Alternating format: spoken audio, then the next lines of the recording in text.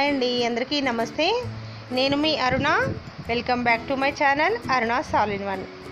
So ఈరోజు మన recipe వచ్చేసి ఫ్రూట్ కస్టర్డ్ అండి. ఈ ఫ్రూట్ కస్టర్డ్ని ఎలా ప్రిపేర్ చేసుకోవాలో మనము చూసేద్దాం. దానికంటే ముందుగా మనము ఇంట్లో కనీసం 2 డేస్కి ఒకసారైనా ఇలా ఫ్రూట్ కస్టర్డ్ తీసుకోవడం వల్ల మనకు అన్ని రకాలుగా విటమిన్స్ అందే అవకాశం ఎక్కువగా ఉంటుందండి. సో ఈ ఫ్రూట్ కస్టర్డ్ మనం బయట కొనుక్కొని తినే కంటే ఇలా ఇంట్లోనే చాలా ఈజీగా, సింపుల్గా, క్విక్గా చేసుకోవచ్చండి. ఇప్పుడు మనము దీన్ని ఎలా ప్రిపేర్ చేసుకోవాలో చూసేద్దాం. ముందుగా మనము దీనికి కావాల్సింది ఒక 2 బనానా తీసుకున్నానండి నేను. తర్వాత యాపిల్స్ కూడా 2 తీసుకున్నాను. ఇంకా పైనాపిల్ చిన్న చిన్న ముక్కలుగా కట్ చేసి పెట్టుకున్నాను. ఇంకా బత్తాయిలు అయితే మీ ఇష్టం అండి, మీ చాయిస్ అది. ఇక పొమోగ్రానైట్, దానిమ్మకాయలు కూడా ఒక 3 తీసుకున్నాను. ఇలా అన్నింటినీ చక్కగా శుభ్రంగా కడిగేసి ఒలిచి, తొక్క ఒలిచి చిన్న చిన్న ముక్కలుగా కట్ చేసి పెట్టేసుకుందాం. ఇప్పుడు మనము కస్టర్డ్ పౌడర్ ఉంటుంది కదండి, అది మనకు షాపుల్లో దొరుకుతుంది. ఆ కస్టర్డ్ పౌడర్ని మనము ఒక 2 స్పూన్స్ ఒక బౌల్లోకి తీసుకోవాలి. ఆ బౌల్లోకి మనము కొద్దిగా మిల్క్ వేసుకొని ఇందులో చక్కగా ఉండలు లేకుండా నీట్గా కలిపేసుకోవాలి.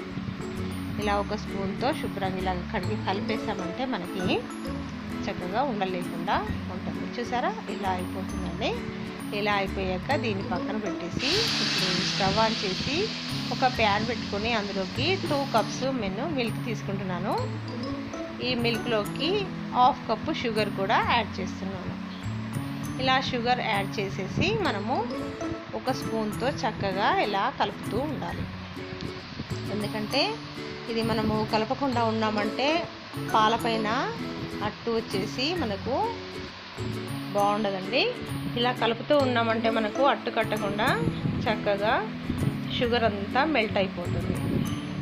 ఇలా మెల్ట్ అయ్యి పాలు ఇంకాస్త చిక్కబడిపోతాయి. ఇలా పాలు కాస్త షుగర్ అంతా మెల్ట్ అయిపోయాక మనము కస్టర్డ్ పౌడర్ కలిపి పెట్టుకున్నాం కదా, ఆ మిల్క్ని కూడా ఇందులో వేసేసి ఇలా గరిటెతో తిప్పుతూ ఉండాలి. మనము ఆపకుండా ఇలా తిప్పడం వల్ల ఇది ఉండలు కట్టకుండా చక్కగా కలిసిపోతుందండి. ఇలా లో ఫ్లేమ్లో పెట్టేసి కలుపుకోవడం వల్ల మనకి త్వరగా ముద్ద కట్టకుండా, దగ్గరికి రాకుండా బాగుంటుంది. సో ఇలా కలుపుతూనే ఉండాలి.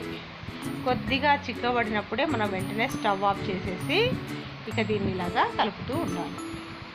స్టవ్ ఆన్లో పెట్టేసి కలపడం వల్ల మరింత ముద్దగా మారిపోతుందండి. చూసారా, ఈ కన్సిస్టెన్సీ వచ్చేంత వరకు మనము కలుపుకొని స్టవ్ ఆఫ్ చేసాం కదా, ఇప్పుడు పక్కన పెట్టేసుకుందాం. దీన్ని మనము ఒక బౌల్లోకి తీసుకొని ఇంకా మీకు కాస్త పలచగా కావాలనుకుంటే కాస్త మిల్క్ని యాడ్ చేసుకోవచ్చండి. ఆ పాలను పూర్తిగా చల్లారిన తర్వాత అందులోకి మనము ఫ్రూట్స్ అన్నీ చక్కగా కట్ చేసి పెట్టుకున్నాం కదా చిన్న చిన్న ముక్కలుగా, ఈ ఫ్రూట్స్ అన్నింటిని కూడా ఇందులో వేసేయాలి. ఇలా వేసేసి అంతా కలిపేసుకుని మనము ఒక 1/2 అవర్ పాటు మనము ఫ్రిడ్జ్లో పెట్టుకొని చాలా కూల్గా అయ్యాక సర్వ్ చేసుకున్నామంటే ఫ్రూట్ కస్టర్డ్ రెడీ అండి. చాలా యమ్మీగా ఉంటుంది. అప్పుడప్పుడు పిల్లలకి చాలా పండ్లను స్వతహాగా తీసుకోవడం కొంతమందికి ఇష్టం ఉండదండి పిల్లలకి. ఇలాంటివి మనం చేసి పెట్టడం వల్ల వాళ్ళకి ఫ్రూట్స్ కూడా అలవాటు అయ్యే అవకాశాలు ఎక్కువగా ఉంటాయి. సో ఫ్రెండ్స్, ఈ రెసిపీ కనుక మీకు నచ్చినట్లయితే తప్పకుండా మీ ఫ్రెండ్స్కి, రిలేటివ్స్కి అందరికీ షేర్ చేసి ఎలా వచ్చిందో ట్రై చేసి కామెంట్ కూడా చేయండి ఫ్రెండ్స్. అంతేకాకుండా మొదటిసారిగా చూస్తున్న వారైతే తప్పకుండా సబ్స్క్రైబ్ చేసి బెల్ బటన్ నొక్కండి. Please subscribe. Thanks for watching.